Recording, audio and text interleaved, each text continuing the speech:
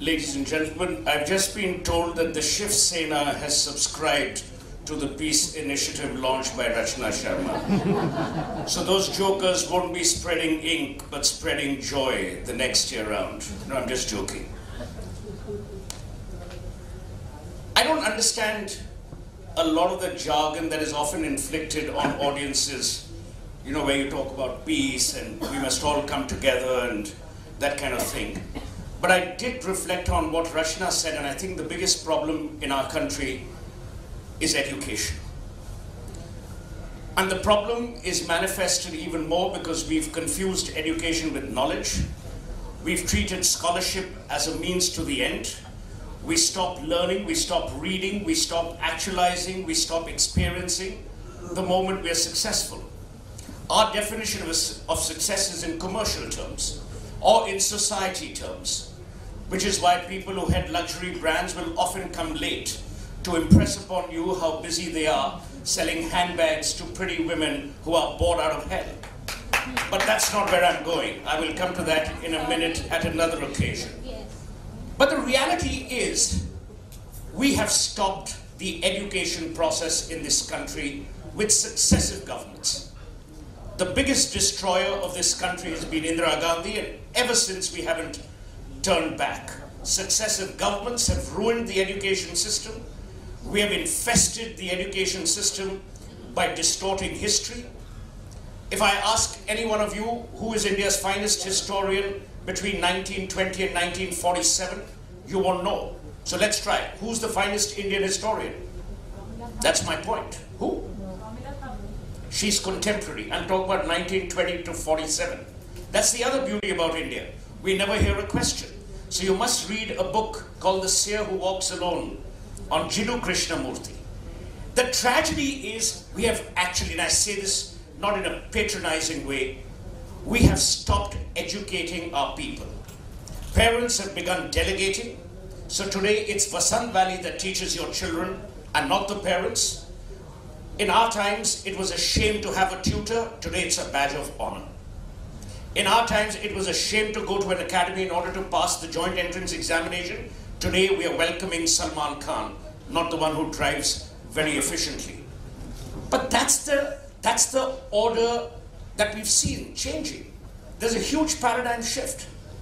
What is also happening is that up until the 1950s and 60s, and which is why I say Indira Gandhi was the biggest destroyer of the idea of India, we never allowed religion, politics, and sex in public life. Today, we are talking about them in public. Religion has become a tool to create hatred, to create polarization, to create a worldview which is unilateral, unidimensional, and intolerant. For those jokers, including Lal Krishna Advani, when he said all Muslims are, not all Muslims are terrorists, but all terrorists are Muslims, it was a statement born out of bigotry and a lack of knowledge for a man who was then India's Deputy Prime Minister. He was a bloody shame on this country for having said that. What do? Some jokers in Gujarat re-elected to the Lok Sabha. Now, if you have leadership which is so vacuous in this country, when you have a former army chief talk about the death of a Muslim boy and liken it to a dog, what kind of country are you building and what kind of peace are you talking about? Let's go back and let me give you a worldview of Indian history. 1947, on April the 8th, Mahatma Gandhi wasn't in Delhi. The power brokers were, led by Nehru. Mahatma Gandhi was camping in Noakhali, which was a district in Bengal, in order to prevent rioting from happening. We've had a history of communalism in this country which precedes Narendra Modi and which will continue because we have used religion to divide, never unite. Religion was created, if you read Alain de Botton's book called Religion for Atheists, religion was created for conformity, for control, not for division, not for spewing hatred. So the first thing we've got to do is replace religion with moral science, because we have confused morality with religion. We have confused morality with theology. We have confused Hinduism, the way of life, with Hinduism as is viewed through tokenism. Please go back and read the Quran. I don't know how many of you have read the Quran. And I'm an atheist, by the way. I don't believe in God, but that doesn't mean I don't respect your belief in whoever your God is. Go back to the Quran. The Quran very eloquently says jihad is not an invitation to kill, it's an invitation to die. It is sacrificial in nature, it is not proactive. But then you had an idiot who became America's president, aided by another idiot, Dick Cheney, and George Rumsfeld, who believed that jihad was the way you would define aggression. What's happened to ISIS today? Why are we talking about Daesh? Why are we talking about an Islamic State? We have used religion to regress, and religion is a perfect antithetical weapon to any kind of peaceful progress. If we want peace, we've first got to have inner peace. Go back to what Sri Aurobindo said. Go back to the learnings of Mother. Go back to what Swami Vivekananda said. Go back even recently. The most recent religion of our times, and I'm not talking about the Bharatiya Janata Party, is Sikhism, that you and I know. What does Guru Nanak talk about? Ek Onkar. What is this one universality? It is bereft of God, but it is about God being in you. There's a lovely saying by Bertrand Russell in 1962 or 63, where he said, and he founded the Fabian Society, as many of you know, and he said that actually God is in your spine. He's not in your heart. He's in every move you make. He's in every step you take, and I'm not referring to the song. But that's what godliness is all about. We have replaced godliness and goodness with descriptors that you and I want to use as buckets and as silos. That's why I'm saying education is critical. What education does is, it builds, to my mind, cerebral neutrality. It builds cerebral analytical skills. It allows you a reservoir of knowledge which in its intrinsic form breeds tolerance and not hatred, breeds respect and not disrespect, breeds a certain level of engagement and not a certain level of hateful detachment. We in our country, which was by far the most peace-loving country, we have 112 religions today in India. This is the only country which survived. I mean, it was unfortunate that that great destroyer, Indira Gandhi, had to introduce the word secularism during the emergency in the 42nd Amendment. You never tell a person, you know, nowadays we say, oh, he's an honest cabinet minister. For God's sake, they're supposed to be honest. You didn't ever need to inject the word secularism into our fabric. Look at the way our media treats this. And these are all stoking fires which are working against peace. Ghar Wapsi. Some RSS joker talks about Ghar Wapsi, because those jokers don't understand Hinduism. Hinduism and Zoroastrianism are the only two faiths that you can't convert to. So what Ghar Wapsi are you talking about? You can never convert to Hinduism. You may convert out of Hinduism and adopt another religion, but you never cease being a Hindu. So we are, to my mind, using, this is what happens when they don't allow smoking indoors. So I believe in order to foster peace, we have to do 3 or 4 things. Number one, there's a great responsibility on us as individuals to stay away from the public narrative which borders on religion, which borders on segregation, and which borders on segmentation. I don't want to name people here, I could, but you know, I get into enough trouble on my own. I know some of the richest industrialists who every goddamn forum from CIA to FICCI celebrates, who are absolutely bigoted. They are bigoted. They celebrated the bringing down of Babri Masjid. They celebrated what happened in Godhra.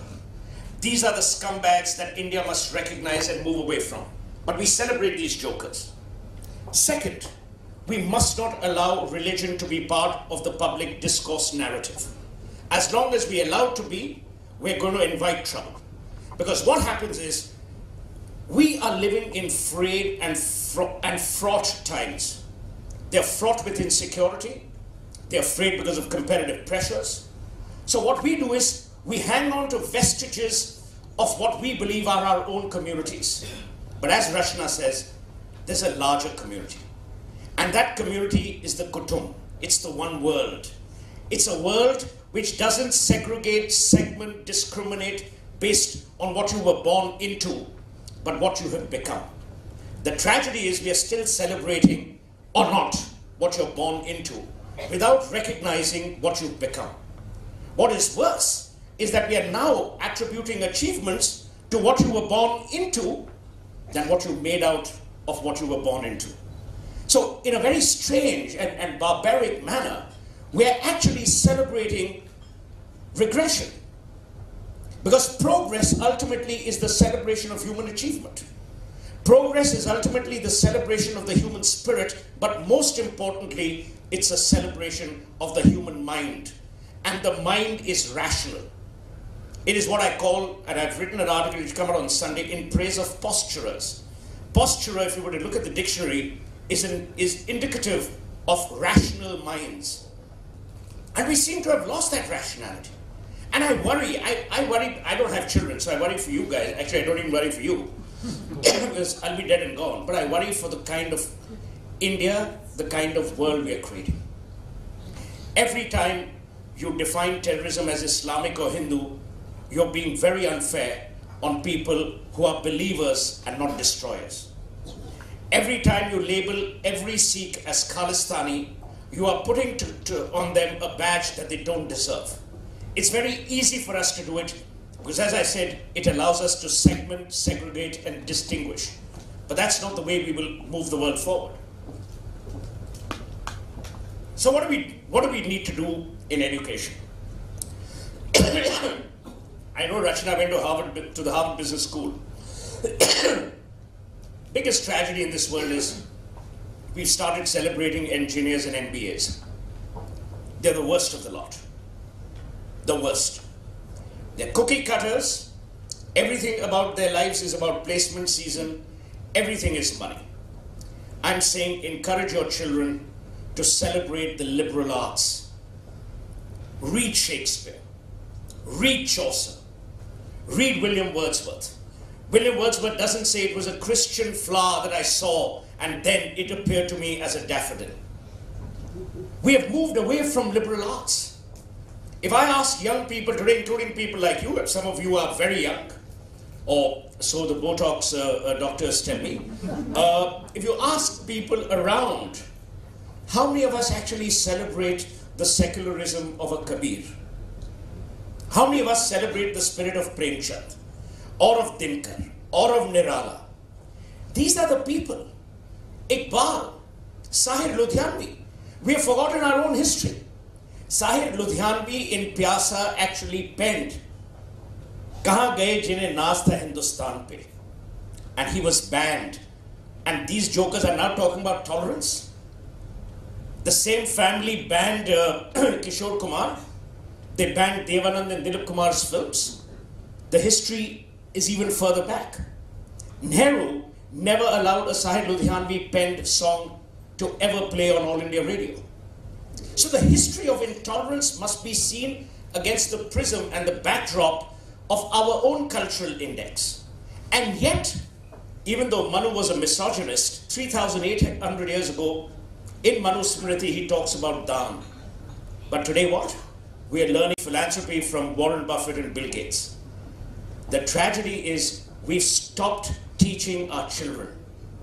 We only send them to school. We have stopped educating our children. We leave them with textbooks. We don't celebrate knowledge. We inflict it upon them. The weight of a child's intellect is measured in his report card, not in his outlook towards life. We don't encourage public speaking. We don't encourage elocution. We don't encourage debating. Which is why you have the kind of jokers you have in Parliament. For them, abuse is an easier way of getting through than, cerebral logic. Those, to my mind, are the deliverers of peace.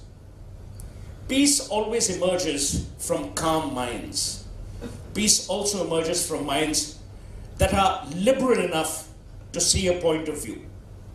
I've always said on television elsewhere, I don't mind you disagreeing as long as you're not disagreeable.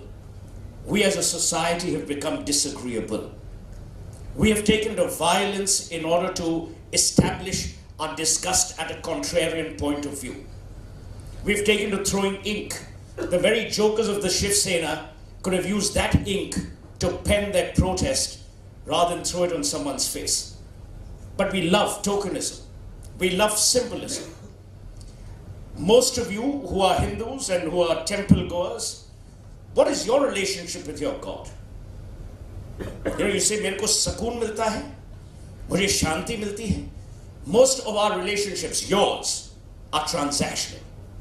People go to Tirupati and say, we will give you this, give me a boy, I will come back and give you 2 times more. So if you don't have inner peace, how are you going to work towards this archaic, obtuse concept of global peace? The youth normally, and you know, Rachna made a point about 1 million by 2021. What have we done to 100 million people in India who are below 32? We've started a skills program, NSDC. I don't know where it is right now, but I'm sure it'll get there. All human beings want 3 things: dignity, food, and shelter. Dignity is the most important.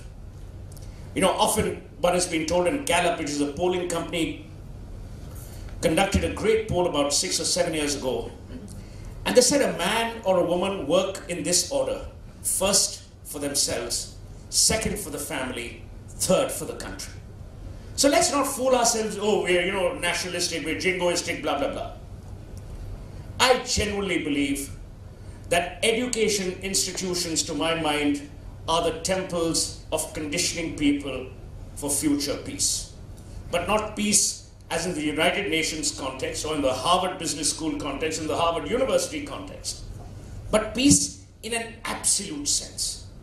When you're calm enough to dissect your own opinion qua others.